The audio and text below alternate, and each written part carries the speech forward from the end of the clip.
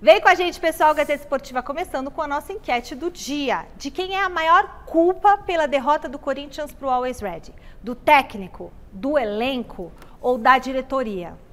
Devia ter todo mundo, mas todo mundo a gente ia votar no todo mundo, né?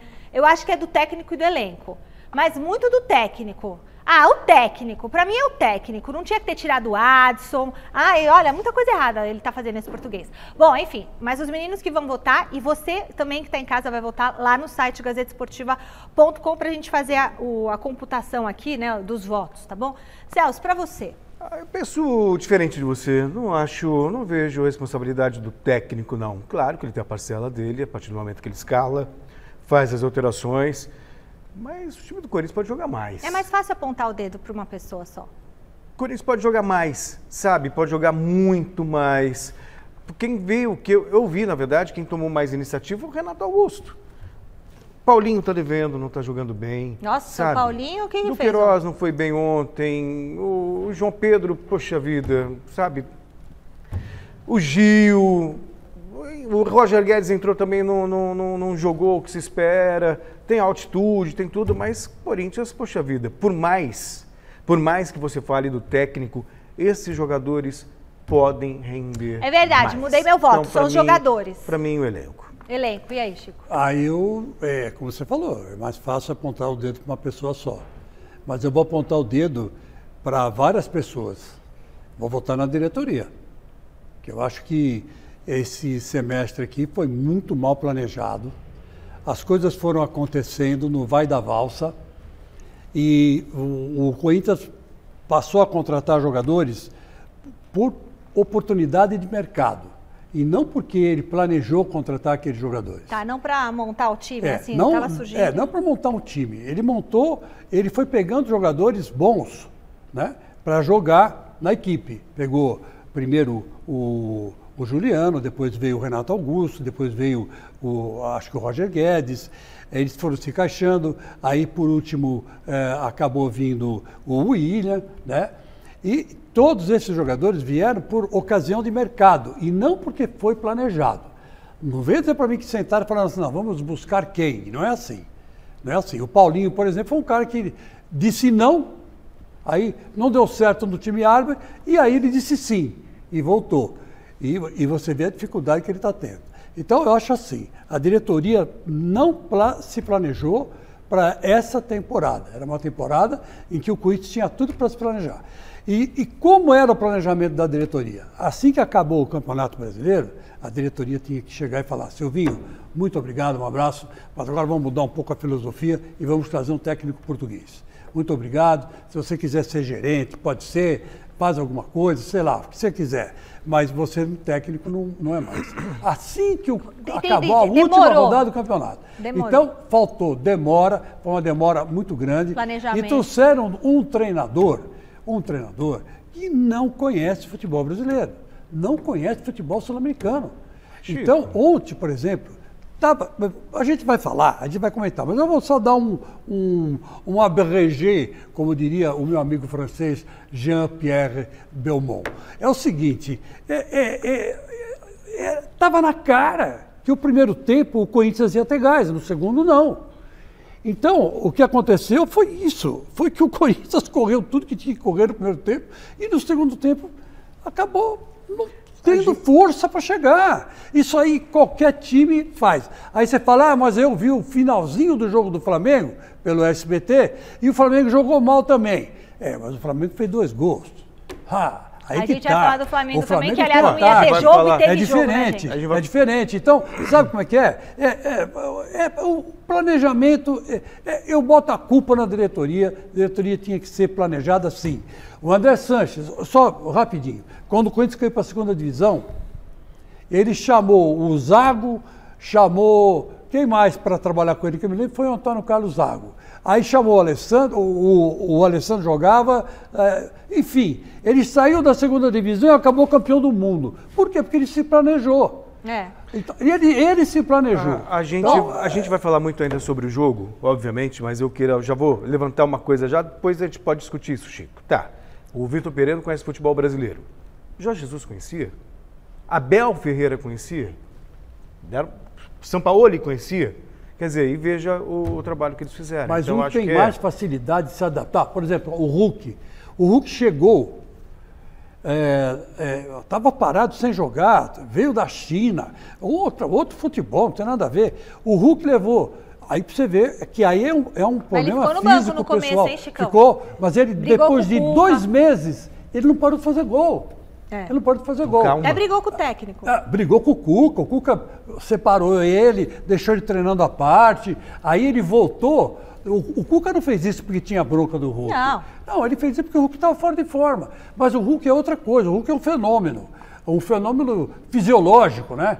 Ele tem uma força descomunal, né? Parece o Hulk mesmo, Parece o que fica verde, né? Então, quer dizer, mas esse aí não injetaram raios gama nele. Não, ele é natural Hulk, mesmo. E não é tão verde, né? É porreta não é verde. mesmo, é porretão mesmo. Ó, gente, daqui a pouquinho a gente volta a falar sobre o Corinthians. Calma, que tem muito assunto para falar sobre essa derrota vergonhosa do Corinthians para esse timinho lá da Bolívia.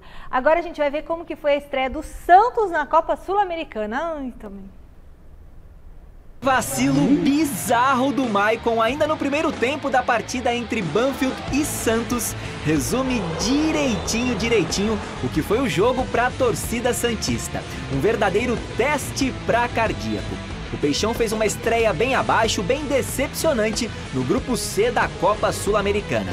Para variar um pouco, o goleiro João Paulo de novo foi o cara do Santos ontem lá na Argentina. Isso porque, apesar aí das mais de 2 semanas para trabalhar o time, para entrosar os novos reforços, o Santos deu trabalho mesmo com T maiúsculo só no finzinho do jogo. Antes disso, o Banfield já havia marcado um verdadeiro golaço com o Urzi, depois do corte para o lado do Maicon.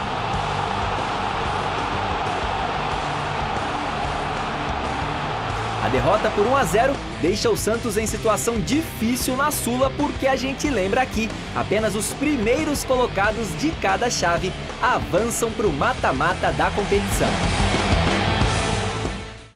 E aí, essa atuação do Santos? Horrível.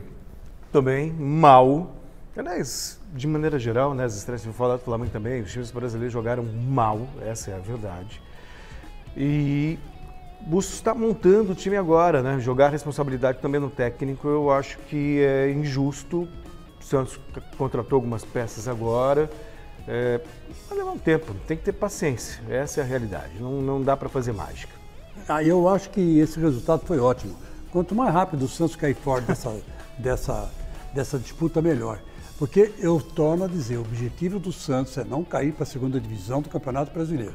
Se isso acontecer, o Santos vai ficar que nem o Cruzeiro, marcando passo lá na segunda divisão, porque o Santos hoje não é aquele Santos do passado, é um Santos completamente diferente, né? E, inclusive em termos estruturais. Então, o Santos tem que esquecer isso aí. Perdeu do Banfield, perdeu, deixa para lá, se conseguir classificar, classificou, se não conseguir, tenta dar um gazinho a mais na Copa do Brasil para tentar a classificação. Mas também se não conseguir, deixa para lá. O negócio é não cair para a segunda divisão do Campeonato Brasileiro. Que já é um grande negócio. Putz, pro Santos, fechou. Bora saber como que essa derrota repercutiu no Peixe? José Paz está na nossa redação de esportes. Boa noite, Zé! Boa noite, Mi. Boa noite para você, para todo mundo que está acompanhando aí mais uma edição do Gazeta Esportiva. Pois é, o Santos não jogou nada bem ontem lá na Argentina, diante do Banfield, mas o Santos não vem tendo uma temporada boa, uma temporada de 2022. A gente preparou uma tela aí com os números do Peixão neste ano agora de 2022. Bota na tela aí pra gente, diretor, rapidinho pra gente acompanhar aí. O Santos que nesta temporada fez 15 partidas, só tem 4 vitórias, 5 empates. Soma ainda 6 derrotas, um aproveitamento aí de quase 38%, marcou 20 gols, sofreu 21 gols, ou seja, um saldo aí de -1 para o Peixão nessa temporada de 2022. Na partida de ontem em específico, viu, Michele? O Santos só chutou 4 bolas no gol do Banfield, acertou míseros 3 cruzamentos de 15 tentados, não foi nada bem a equipe do Santos. O técnico Fabian Bustos, o argentino, que já comandou o Santos em 5 partidas, só tem uma vitória naquele jogo lá contra o Água Santa, vitória do Santos por 3-2, ainda pela fase de grupos do Campeonato Paulista. Então agora o Santos vira a chavinha, se preocupa com o Campeonato Brasileiro, porque no sábado o Peixe estreia contra o Fluminense lá no Rio, primeira rodadinha do Brasileirão de 2022, jogo que acontece no Maracanã às 4h30 da tarde. Hoje o Santos treinou ainda lá na Argentina, no CT do Boca Juniors, e depois já voltou para o Brasil para encerrar essa preparação aí para essa partida do Brasileirão. O Marcos Leonardo, que não jogou ontem, está suspenso na Sul-Americana por 3 jogos, porque ele foi expulso na Sul-Americana do ano passado contra o Libertad, tomou 3 jogos de gancho.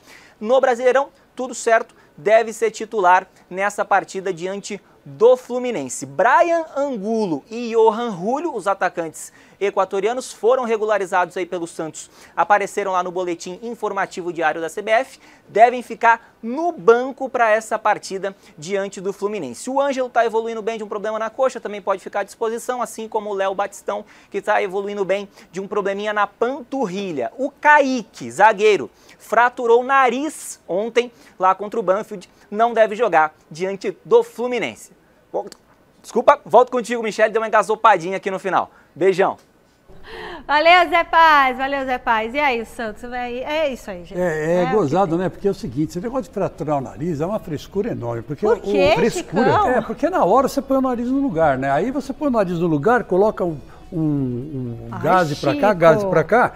Eu já vi várias lutas de MMA, aqui no Brasil mesmo, não fui lá pra fora. Vi aqui, o cara quebra o nariz, é a coisa mais comum do mundo, você levar um soco e quebrar o nariz. Esse ossinho aqui é muito frágil.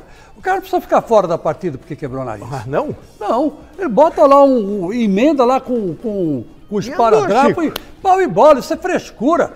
Isso é frescura. Meu Deus. Tem cara que põe máscara, que não sei o que, não precisa. Não precisa disso aí. Imagina, tem boxeador que treina com o nariz quebrado. Tira, né? Tira o osso, né? Eles tiram o osso. Aí depois a cartilagem cicatriza por si mesmo e um abraço. Bom, agora vamos ver então um outro time paulista que foi derrotado ontem, a estreia do Corinthians na Libertadores, para tristeza do Chico Lang, foi bem diferente do que a torcida imaginava. Vamos conferir, né? O Corinthians estreou na Copa Libertadores diante do Real Madrid. Achava que o jogo ia ser fácil para o Timão? Não foi o que aconteceu. Com só 6 minutos no relógio, João Pedro segurou o jogador do time adversário dentro da área e o juiz marcou o pênalti. Na cobrança, Riquelme mandou a bola no canto de Cássio, abrindo o placar, 1-0.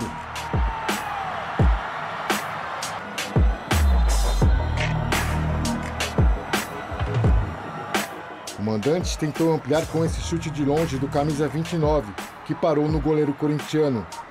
Já Renato Augusto e Fábio Santos queriam marcar e deixar tudo igual no placar, mas nenhum dos dois teve sucesso. E não é que logo no primeiro lance da segunda etapa, o Always conseguiu ampliar a vantagem?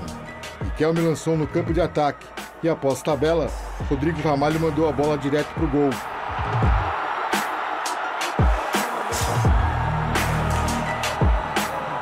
Final de jogo, Always 2, Corinthians 0.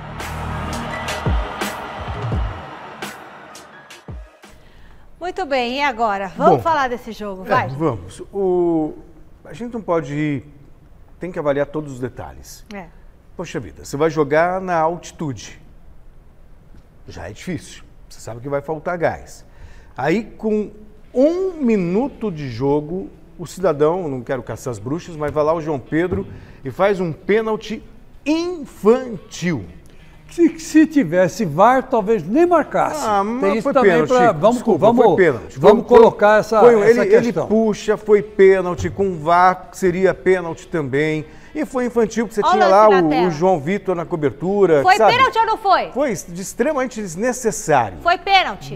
Foi, claro, para mim foi pênalti, claro. Sabe, o árbitro foi convicto, nem precisou do VAR, estava ali perto dele. Ó o braço, ó o braço direito puxando. Ele puxou, mas não puxou. Então, ele fez um... Aí, Chicão! Foi uma faltinha. Aí, aqui tem muito VAR. Dentro da área, falta dentro da área na pênalti. No Campeonato Brasileiro acontece vários lances desses aí que não são marcados. Que isso, Chicão? Dentro da área? Dentro da área. Aí o João Pedro, extremamente infeliz, vai lá e faz esse pênalti. Quando eles tomam 1-0. Aí tem que jogar contra a altitude, contra o resultado. Tem a posse de bola, tenta envolver, não consegue criar muita... Aí começa o jogo, o segundo tempo, com 30 segundos. 30 segundos. Falha do Gil, falha do Duqueiroz, que foi lá do outro lado, que o Vitor Pereira tentou corrigir o lado. Paulinho aí a ontem culpa tava é do sonado, técnico, que eu acho que... entendeu? Toma 2-0 com 30 segundos. Aí, poxa vida, o Corinthians sentiu. Aí que está o detalhe, é o que a gente tem que discutir. Tá. Não pode um time como o Corinthians experimentar do jeito que é, sentir o baque. Não pode. Tomar 2-0 e aí não sabe... Quando não conseguiu criar absolutamente nada. Então foi uma noite para esquecer. Mas as substituições que o Vitor Pereira também fez lá, também ele errou nas substituições. Então aí, agora, dá licença, eu vou fazer uma análise, né? Em primeiro lugar, concordo com você, esse pênalti foi imbecil, questionável, se tivesse VAR não sei se marcavam, mas enfim, foi pênalti, marcaram e fizeram 1-0. O Corinthians foi para cima, com um gasto todo para cima. E criou 2 oportunidades só, que foram as 2 oportunidades do jogo todo. Uma com o Renato Augusto, que eu não sei como a bola não entrou, bola muito caprichosa, né? Acabou indo para fora. E outra com o Fábio Santos, que chutou em cima do goleiro. Também o goleiro tinha quase 2 metros, então não tinha como ele fazer gol dali, estava sem ângulo. Então, foram as 2 únicas bolas que o Corinthians chutou em gol. Ai, cara. O resto, o Corinthians não atacou mais. E nos 15 primeiros minutos, quem foi o craque em campo? Quem foi? O Duqueiroz. Que é o cara que tentou chutar de longe, bola desviou na zaga, a bola foi no gol, o goleiro espalmou. Então, sabe, quando o Duqueiroz é o melhor em campo, nos 20 primeiros minutos, você pode estar certo que no segundo tempo ele não vai aguentar correr. Porque a altitude, ela baqueia. Então o Corinthians tinha 2 opções. Jogar cauteloso no primeiro tempo e dar tudo no segundo, ou fazer o contrário, que nem o Vitor Pereira fez. Deu tudo no primeiro e no segundo tempo ninguém conseguia mais andar em campo. E outra coisa, como é que o cara me estreia o Michael? O Michael nesse jogo, cara. O Michael veio de um trauma de guerra, de onde ele saiu lá da Ucrânia. Ele foi um dos caras que bolou a fuga de todo mundo para vir para cá. O cara está psicologicamente abatido por causa de uma guerra. Viu coisas lá que ele não gostou. Coisas tristes. Ser humano despedaçado no meio da rua. Ele viu. E sem jogar há 4 meses. Como é que ele é escalado para jogar na altitude? Com um Corinthians que não estava andando em campo. Ele nunca jogou Chico, com esse time, não fez um treino com esse time. Ele treinou, claro que treinou. Peraí, Celso, peraí. O cara tem que levar em conta esses detalhes. Psicológico. Um jogo se ganha no detalhe. Uma Copa se ganha no detalhe. Detalhe. Sabe? Como é que o cara me escala o Maicon? Isso aí é coisa de gente que não tem noção. Agora o Thiago Salazar vai chegar direto do Parque São Jorge para falar mais sobre esse tropeço de ontem. Boa noite, Salazar. A situação do Corinthians na tabela já ficou desconfortável?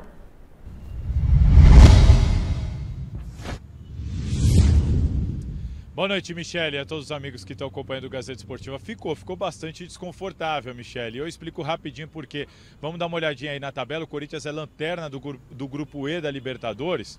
E o problema aí qual que é?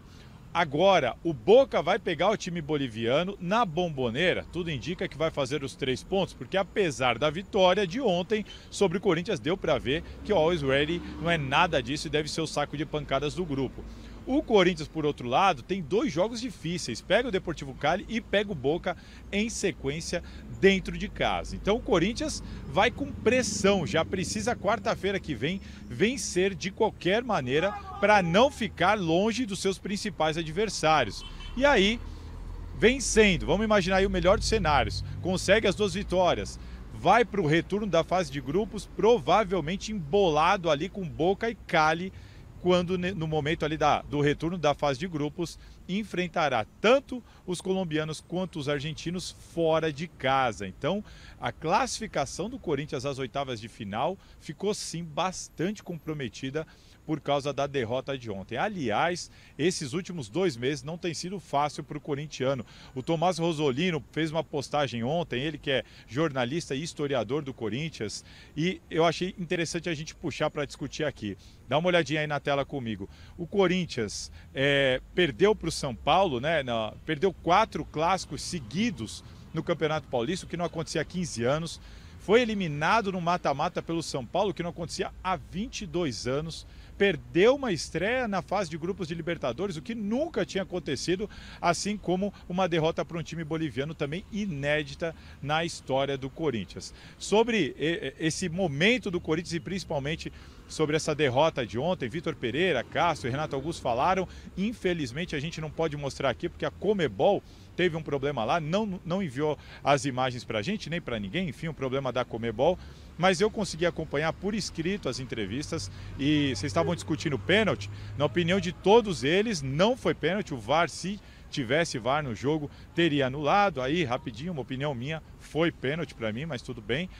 Agora, a postura dos jogadores ali, do Renato, do Cássio e também do Vitor Pereira, é de assumindo ali que o Corinthians realmente não fez o que deveria ter feito, não teve a postura, principalmente o que todo mundo está falando, a postura, mais do que a parte tática, que deveria ter mostrado dentro de campo. E o Vitor Pereira se mostrou bastante incomodado, segundo ele, com a incapacidade do Corinthians reagir tática e emocionalmente depois de levar o primeiro gol. Enfim, o time já voltou da Bolívia, treinou agora, está no finalzinho do treino agora lá no CT Joaquim Grava. Daqui a pouquinho eu volto que tem mais informações já para brasileiro, bastidores, negociação, mas esse é o cenário do Corinthians para essa sequência da Libertadores depois dessa derrota inédita e, dá para dizer, vexatória do Corinthians nessa Copa Libertadores da América, Michele.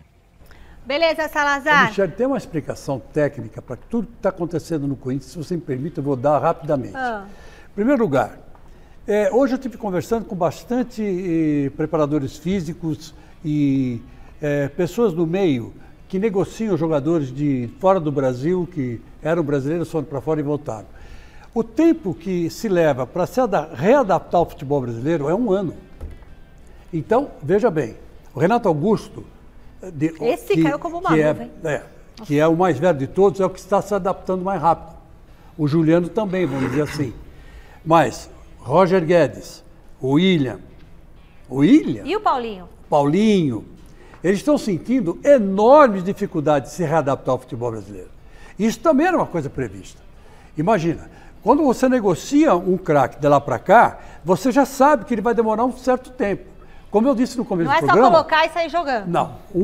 A única exceção foi o Hulk, desses todos que vieram de lá de fora e para cá.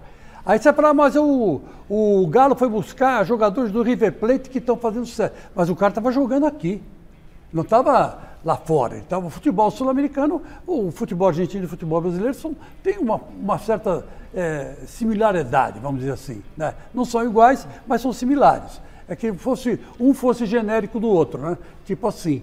Então, quer dizer, esse é o problema. A adaptação desses jogadores vai demorar. Ela não é imediata. Então, não dá para... O William não está no melhor dele, o Roger Guedes não está no melhor dele, o Paulinho não está no melhor dele. O Jô não está no melhor dele. O Jô... assim, esse é outro caso. O Jô é outra coisa, né? O Jô, no meu modo de ver, é falta de ritmo de jogo. É diferente. Faz tempo. Tem que entrar mais vezes. Mas, enfim, o Corinthians vai ter problemas, sim, na Libertadores da América, porque... Os jogadores vão demorar muito para se readaptar ao futebol brasileiro e o português também. Escalou errado e mudou errado. Sobre o que disse o Salazar, sobre as dificuldades do Corinthians, eu não seria tão catastrofista assim de achar que o Corinthians já está fora, que é difícil. Perdeu para o time mais fácil do grupo, ok. Imagina daqui a pouco. Mas, de qualquer maneira, independentemente do resultado, o Corinthians tem que fazer a obrigação de vencer os jogos que tem em casa. O Deportivo Cali, apesar de ser uma camisa tradicional do futebol sul-americano, o Deportivo Cali é 18º colocado no campeonato colombiano. Tem 3 vitórias, 8 derrotas. Mas pior que o outro? Não é pior que o outro. Mas o Corinthians vai jogar em casa. Então, se o Corinthians quiser vencer a Libertadores, independentemente do resultado mesmo que tivesse vencido o Always Red na Bolívia, O Corinthians teria a obrigação de vencer o Deportivo Cali em casa, vencer o Boca em casa e vencer o próprio Always Red em casa. Então, se você quer avançar... Aí o Corinthians tem que vencer o Boca, o Deportivo e o Red. Em condições normais já todo teria... mundo? Sim, é óbvio. Ó, espera um pouquinho, olha. E você vai lá que tem os dois jogos eu vou resumir fora, o cálculo contra do o Celso. Boca e contra o Deportivo Cali. Eu vou resumir o cálculo do Celso de Salazar. É o seguinte, ele tem 3 jogos em casa. Tem que ganhar todos. Ele tem que ganhar todos os jogos em casa. É isso aí. E empatar um fora. Rezar uma Aí Ave ele Maria e faz fazer um 10 jejum. pontos. Se ele fizer 10 pontos, ele pega... Boa chance de pode ser que classificar. pegue até o primeiro lugar ou o segundo. Então quer dizer que eu não acho que seja impossível. Mas está difícil E por causa das sabendo que era condições da impossível, equipe, né? Foi lá e fez. Eu acho bem difícil, gente. Mas, Não, calma, enfim, tem esse muita- treinador tem que encontrar o meio termo nessa equipe. Não é possível. E esses jogadores têm que começar a jogar futebol, pelo amor de Deus. A gente falou ontem que o jogo do Flamengo na Libertadores tinha sido adiado. Mas um pouco depois, o toque de recolher em Lima foi 7h30. suspenso 7h30. às 7h30. Com isso, o rubro-negro pôde entrar em campo para enfrentar o Sporting Cristal com meia hora de atraso em relação ao horário previsto. O time do Rio de Janeiro abriu o placar com o atacante Bruno Henrique aos 21 minutos do primeiro tempo. Ó, aprendam com ele a fazer gol. Depois do intervalo, aos 42, o Mateuzinho marcou o segundo para a equipe do técnico Paulo Souza. Aí o Flamengo somou então seus 3 primeiros pontos no grupo H da Libertadores. O próximo jogo do time vai ser contra o Tajeres na terça-feira no Maracanã. Na próxima terça no Maracanã, tá? Bom, o atual bicampeão... Aliás, ó, tem que aprender a fazer gol. Se bem que o Flamengo não tá tão maravilhoso assim. Não, jogou mal. Jogou mal, mas fez o gol. Jogou mal, mas tem jogadores ofensivos. E ganhou. Né? Tem um ataque muito forte, né? Um ataque muito poderoso, né? Joga mal, então mas faz aí gol e ganha. é mais fácil fazer. O atual bicampeão da Libertadores estreia hoje na competição. Dá uma olhadinha como que o Palmeiras chega pro torneio. Os tradicionais gigantes da América já sentiram na pele a força do atual Palmeiras. Verdão no aumentativo que dominou o nosso continente nos últimos 2 anos. O Palestra é o time a ser batido. Sempre, né, os times assim que tem um elenco forte são os times a vencer.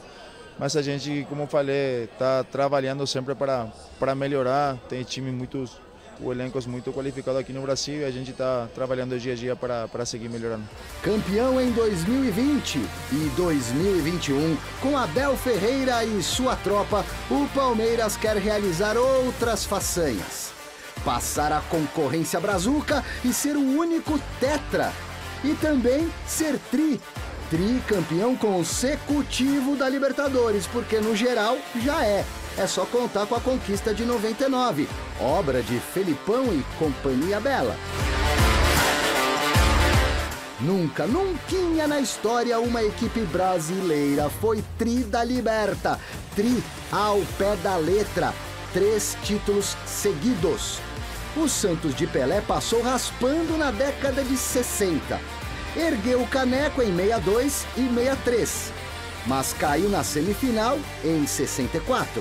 Já o São Paulo de Tele Santana bateu na trave, deu volta olímpica em 92 e 93 e ficou como vice em 94 dentro do Morumbi nos pênaltis. Cada rival com seus problemas. A sorte está lançada para você, porco. A caminhada começa hoje na Venezuela contra o Deportivo Táchira. Depois que a gente ganhamos a segunda, agora a gente quer buscar a terceira, né? Costuma ganhar. Acho que vai ser jogo Libertadores, é jogo muito difícil, né? Então a gente vai lá na Venezuela jogar quarta-feira. A gente espera que a gente possa começar bem a Libertadores para a gente defender o nosso título.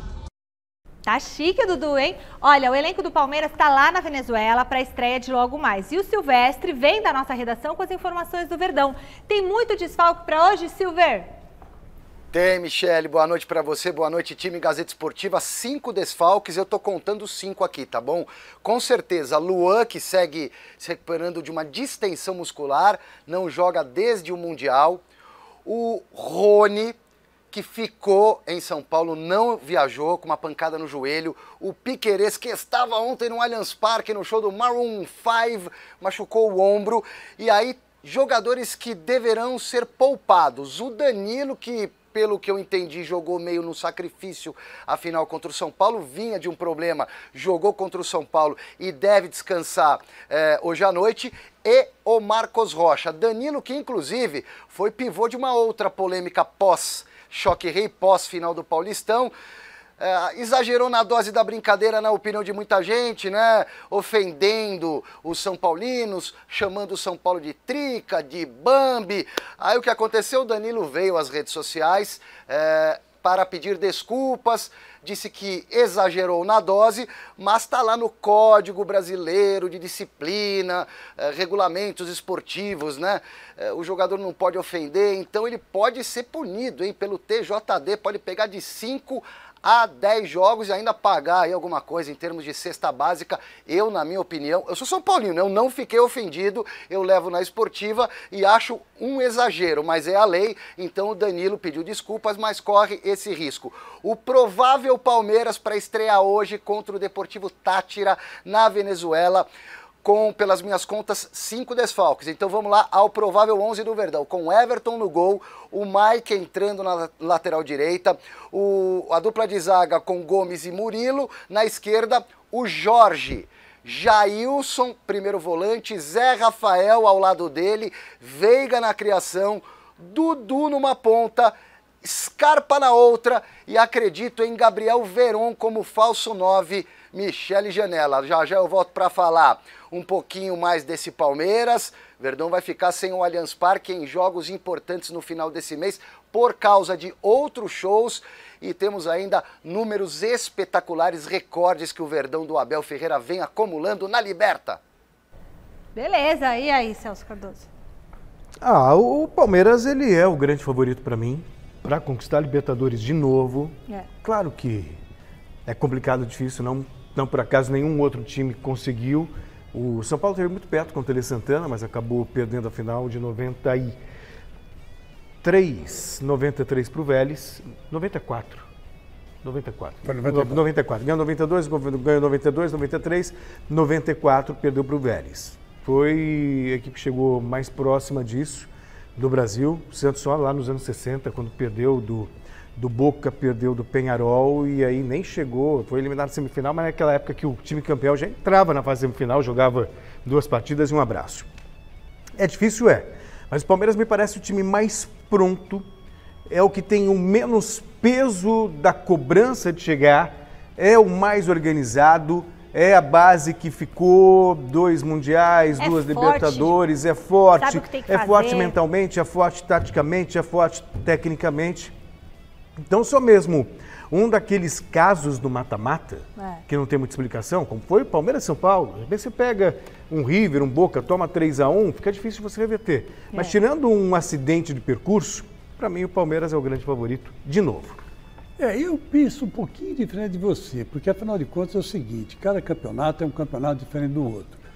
É como cada pessoa, uma é diferente da outra. O remédio que serve para mim não serve para você, não serve para a Michele. Cada um tem a sua singularidade. E a dosagem. E a dosagem também. Eu, por exemplo, peso 104 quilos, 105. Eu não posso tomar a mesma dose que a Michele, que pesa 45 quilos. Não. Quer dizer, tem um não manequim fala de idade e peso perfeito. De mulher, a gente não fala. Então, mas você tem 45 quilos, você já está orgulhosa disso. Então, o que acontece é o seguinte, campeonato é a mesma coisa. Então, o Palmeiras vai começar tudo de novo. Agora, esse é o principal campeonato que o Palmeiras vai se dedicar a vencer. Anotem o que eu estou dizendo. O Palmeiras quer ser tetracampeão da Libertadores, coisa que nenhum clube do Brasil conseguiu até hoje. Então, esse negócio de colocar time reserva hoje, eu até entendo, os caras estão contundidos, tem jogo do Campeonato Brasileiro no final de semana, mas ele tem banco para fazer isso. Então, com certeza o Palmeiras não vai querer perder. Não vai querer perder e vai querer ganhar, sim, o primeiro lugar na fase de grupos, porque aí ele tem direito de jogar todos os jogos das outras fases em casa. Ele já percebeu que se ele jogar em casa, ele mata o campeonato. Então, se bem que a final da Libertadores é em outro lugar, né? em Equador. Aí vai ser no Equador. Mas até a semifinal ele joga em casa. Então, quer dizer, eles já sacaram isso. Então o Palmeiras vai entrar em campo hoje para ganhar e vai sim disputar, vai lutar pelo tetracampeonato da Libertadores, coisa que nenhum time do Brasil conseguiu até hoje na história. Se acomoda no sofá, torcedor do São Paulo, é hora de saber tudo sobre o tricolor. Chega mais Osmar Garrafa, como que tá a preparação do São Paulo para amanhã? É isso, Michele. Boa noite. O São Paulo já está no Peru, porque tem jogo amanhã, estreando pela Copa Sul-Americana contra o Ayacucho, né? E um detalhe importante. Depois, no final de semana, também estreia no Campeonato Brasileiro contra o Atlético Paranaense no Morumbi. E se o Palmeiras vai preservar alguns titulares, no São Paulo não será diferente, não. A equipe trabalhou hoje pela manhã, depois já seguiu viagem para o Peru, sem uma definição de time, mas o Rogério deixou bem claro que jogadores que não foram titulares contra o Palmeiras na decisão do Campeonato Paulista devem aparecer como novidades na equipe. Mas são jogadores que foram contratados, ou muitos deles estavam sendo titulares há pouco tempo. Casos de Miranda, Rigoni, Luciano, Luan, Arboleda, Igor Vinícius, Nicão, Patrick e até o Reinaldo. Olha só quanta gente que vinha sendo titular, não jogou a decisão contra o Palmeiras, perderam a condição de titular e esses jogadores devem formar a base do time que enfrenta o Ayacucho amanhã no Peru. E eu tô dizendo que é no Peru, por quê, Michele? Porque lembra ontem que eu falei, o São Paulo vai jogar 3.600 em Cusco, altitude complicada. Informação de agora, informação importante de agora. O São Paulo que está em Lima e tinha uma programação de ir amanhã para Cusco, não vai mais a Cusco, pelo menos é a informação de momento. Por quê? Porque o jogo deve acontecer na capital peruana, em Lima. Como você bem sabe, Lima passa por uma série de protestos. Os protestos começaram com os caminhoneiros, aumento de combustíveis, onde foi decretado toque de recolher, tanto que o Flamengo jogou com portões fechados. A partida do Flamengo esteve ameaçada de não acontecer. E hoje, as equipes que vão fazer a transmissão do jogo tiveram dificuldades em função dessa greve de caminhoneiros, dos problemas políticos que a população peruana atravessa. As equipes de TV não conseguiram chegar até Cusco. Então a informação de momento é, o São Paulo permanece em Lima, o jogo deve acontecer amanhã em Lima, falta apenas a homologação por parte da Confederação Sul-Americana de Futebol. Uma informação importante e boa para o São Paulo, porque ele não precisa fazer o deslocamento a Cusco e foge da altitude de 3.600, vai ficar a 110 em Lima, acima do nível do mar, praticamente nível do mar para o São Paulo. O jogo deve ser confirmado para amanhã, mas em Lima, não mais em Cusco. Informação importante desse momento, Michele. Muito bem, Osmar Garrafa. E aí, Celso? Beneficia o São Paulo, obviamente, né? Jogar em Cusco com altitude é bem complicado. Me lembro do São Paulo que foi ao Peru jogar contra o Juliaca? Foi em Juliaca, né? Que é extremamente complicado. O Corinthians passou por isso ontem, o São Paulo passaria por isso amanhã.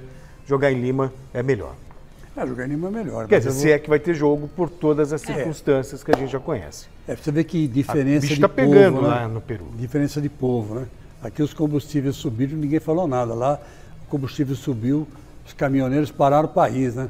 Os caras não conseguem ir de Lima para Cusco, um negócio absurdo, cara. Um negócio absurdo, não tem nem avião, não tem combustível para avião, não tem para nada. O país parou. Diferente, né? O povo brasileiro Paris. Paris, né? Paris. Ah, Paris, que saudade. Mas, enfim, é o tal negócio, né? O São Paulo vai para lá e, como disse aí o nosso querido Garrafa, se você olhar bem, esses caras todos são titulares. Né? Não tem nenhuma criancinha aí, entendeu? São todos caras experientes, caras que já passaram por ganharam títulos, tem uma vivência legal no futebol, então... Não sei não, pode jogar em qualquer lugar e esses caras não vão decepcionar, não. Mi, posso falar uma coisinha antes de você virar a página? Fala. Eu tô aqui me perguntando... Bem rápido o Felipe falou. Se tipo o Max Viril. Danilo pode ser punido porque ele disse uma coisa nas redes sociais, uma brincadeira. O que temos que fazer com o Caleri, então? Tem que deportar o Caleri? Que deu um tapa no moleque lá?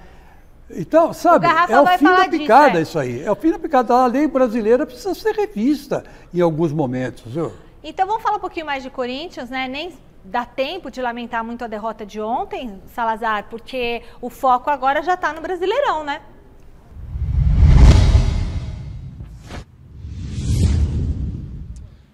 É isso aí, Michele, não dá tempo. E falando em não dar tempo, não deu tempo do Corinthians treinar. Na última entrada aqui minha, eu falei que o Corinthians estava treinando, mas não. Fiquei sabendo agora pela nossa Marina Buffon lá do site, que me avisou. O treino foi cancelado porque os jogadores foram dispensados devido à viagem muito longa, muito desgastante.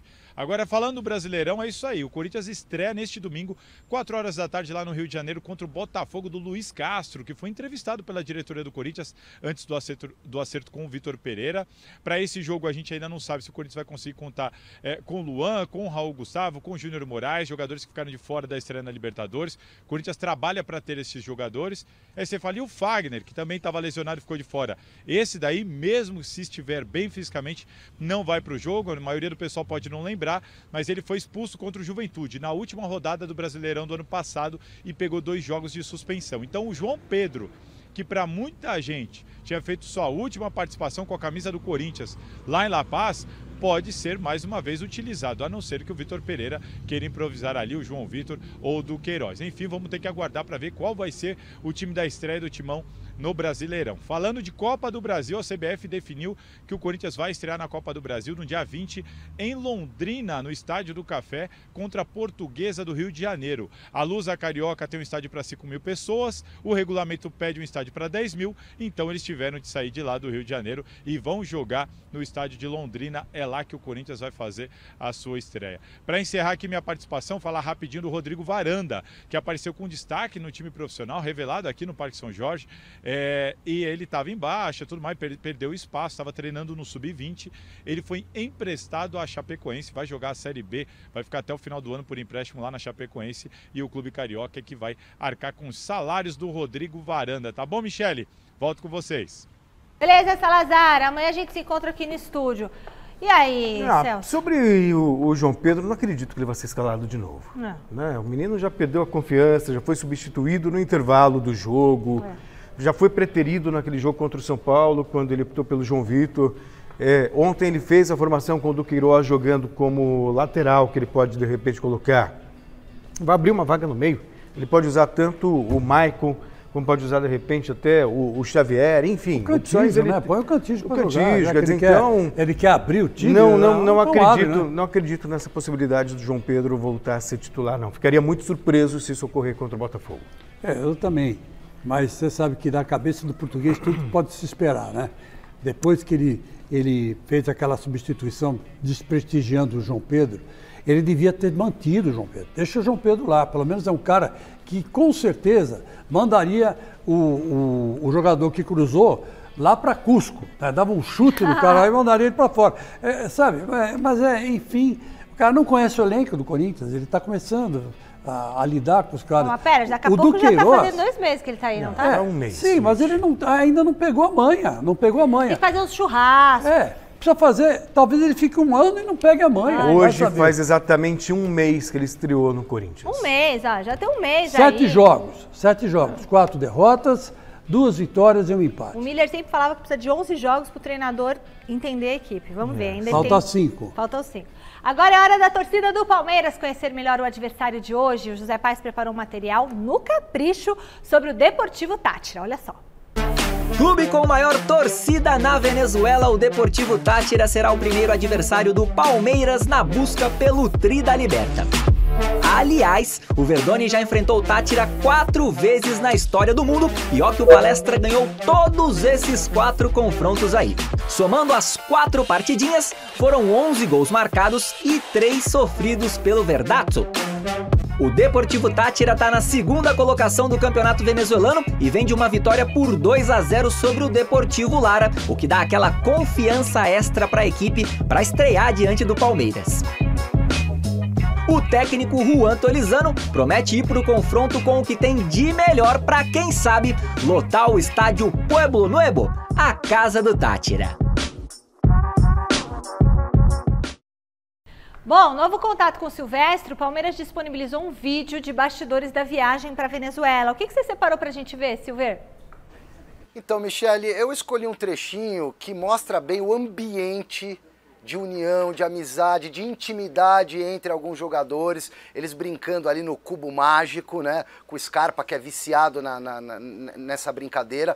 Mas eu acho interessante mostrar justamente essa união. É claro que tem muito time de futebol que o vestiário é rachado e os caras conseguem ganhar. O Chico Lang mesmo torceu para um Corinthians aí, que era assim, cara, os caras saíram na porrada. O Palmeiras, que saiu da fila em 93, a mesma coisa. Mas é melhor ter um bom ambiente. E eu achei interessante, por isso eu quero ver isso aí de novo com vocês. Vamos lá. Zé tá na fase 2. É mais fácil você perguntar o que eu não dou conta, Charuto. Do que você não dá conta, José Rafael? Ah, eu sei uma coisa. Eu também sei. Eu também sei. Vai como, mano? Não pare de crer. Nossa, viajando, mano. Aí ela vai pra lateral, não foi? Foi. Agora... Ah, moleque, esqueça tudo. É isso. Esse cubo seu tá estragado, mano. Tá alterado aí, Ah, moleque doido. Qual é a cor que manda, né? O verde? Tá, e o jogo de hoje é fora de casa e o Allianz Parque não estará disponível, Michele, para 2 jogos do Palmeiras no fim do mês. Dia 23 contra o Corinthians no Campeonato Brasileiro, tem show lá dos amigos, acho que é música sertaneja, e no dia 30 estreia na Copa do Brasil, tem show do Kiss, então o Palmeiras vai ter que achar um outro lugar para jogar. Posso ir para aula, querida? Senão vou atrasar. Me libera. Vai lá, querida, eu arrasa, que tá arrasando aqui na Faculdade Casper Libero, o nosso querido Silvestre. Falar uma coisa para você. Eu também tenho maior dificuldade de fazer esse tal de cubo mágico. Nossa, eu também. Ó, eu fucei na internet, para quem tem interesse. Tem, mas é os youtubers explicando. Tem lá umas explicações. Uma técnica. Mesmo com essas explicações, eu não consigo fazer esse maldito desse cubo mágico. Eu não consigo nem olhar essa explicação, que eu já não entendo. Você vê como é que os jogadores do Palmeiras estão levando a vida, né? Estão levando a vida na brincadeira. Estão levando a vida numa boa. Né? Então, um time como esse vai entrar em campo bem descontraído, né? E a descontração é legal. Você sabe que tem em psicologia tem um negócio do foco excessivo. O foco excessivo é como se você entrasse num túnel e você não enxerga, você não tem uma visão panorâmica da coisa mais. Você se concentra tanto que é como se você tivesse entrado dentro de um túnel, você não olha mais nada para o lado. Então, se você é derrotado, você sente a perda demais, porque você estava pensando que ia tirar coisa daí. Quando o ideal é você se focar, mas ter uma visão panorâmica das coisas. Tá. Então, é o que está fazendo o Palmeiras. Viajando de avião, os caras não estão nem aí, estão jogando cubo mágico, o Scarpa, que é o bom no negócio aí, tirando um sarro, né, tá tentando ensinar. Do Zé Rafael, falou assim, puxa pelo verde, né? Que você ganha, quer dizer, é isso aí. O puxa Palmeiras pelo hoje verde, é isso. É o verde. E você falou uma coisa no bastidores aqui, só rapidinho, que ela está super certa. Hoje em dia não tem esse negócio de ter mau ambiente e ser campeão. Não existe mais isso. Não existe. Concordo com você, você está certo. Hoje em dia vale coletivo. E agregar o grupo. Exato. E não desagregar. Ó, último contato com o Garrafa na Barra Funda. Garrafa, a história do Caleri no Allianz Parque ainda pode ter novos capítulos? É isso aí, Michele. O que não faz um tapa no celular, hein? Olha só, hein? O Caleri acabou se desculpando em redes sociais com o garoto, né? Porque deu um tapa no celular do menino, quebrou o celular. Aí a Leila deu um celular pro garoto, mas o TJD da Federação Paulista de Futebol pode acabar indiciando o jogador, hein? A Procuradoria está analisando em qual artigo o atleta pode ser enquadrado. E daquilo que a gente tem conhecimento, é muito provável que ele venha responder no artigo 258, que diz o seguinte: assumir conduta contrária à disciplina esportiva. E aí, se for punido e se for enquadrado nesse artigo, o Caleri pode pegar até 6 jogos de punição. Eu acho um exagero, acho que isso não vai acabar acontecendo, mas a Procuradoria está se mexendo, estudando algum outro artigo para se juntar a esse, e o Caleri pode responder na Justiça, porque ele estava ainda no palco, né, onde estava se exibindo, e é o que diz a lei do esporte. O pessoal, mas já não foi nem no campo, não foi, não.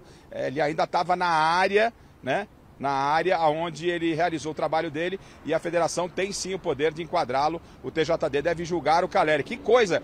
O que está rendendo esse celular, hein, Michele? Nossa Senhora, e o Felipe falou pra mim que já desculpou ele próprio, né? Já desculpou o Caleri, que ele não quer ser conhecido pelo menino que tomou um tapa no celular, que ele quer ser conhecido pelo futebol dele. Então, mais pra frente, a gente vai fazer uma matéria com ele. Mas tem uma lei, a FPF está certíssima. Se o que aconteceu foi um absurdo, tem que ser punido. Tem que ser punido. Tomara que pegue os 4 jogos mesmo, 6 jogos. Tem coisas que fogem do nosso controle. Se torna público, foi algo realmente inadmissível, foi algo revoltante. Por mais que ele não queira ser reconhecido por isso, e ele tem tudo para realmente para construir a carreira dele, mas no momento também não tem como você não colocar isso em pauta. Até porque o Caleri pode, inclusive, ser punido por isso. E com toda a justiça. Acho que ele tem que pagar por isso. Olha, eu vou dizer uma coisa para você. Se ele faz isso na frente do Nico, nosso querido delegado Nico, que já pegou o de sábado, né, que xingou, fez um crime racista contra o grafite, né, e deixou o cara preso. Se o Nico vê isso aí, ele deporta o Carelli no dia seguinte. A sorte do Carelli é que o Nico não estava aí. O Nico é santista, né? Resultado da enquete de quem é a maior culpa pela derrota do Corinthians para o Always Red. Quem que o pessoal votou? A maior culpa é do elenco, é mesmo. 67% dos votos é porque, afinal de contas, eles que entram em campo, né? Eles não jogaram nada. Não jogaram nada, esqueceram o futebol lá na outra altitude, né, gente? Fim do Gazeta Esportiva, eu espero todos vocês de novo amanhã. Boa noite, Celso. Boa noite, Chico. Boa noite, obrigado. Beijo, pessoal. Fiquem com o Jornal da Gazeta agora. Luciana Magalhães e Laerte Vieira já estão aqui posicionados e chiquérrimos. Beijo, tchau.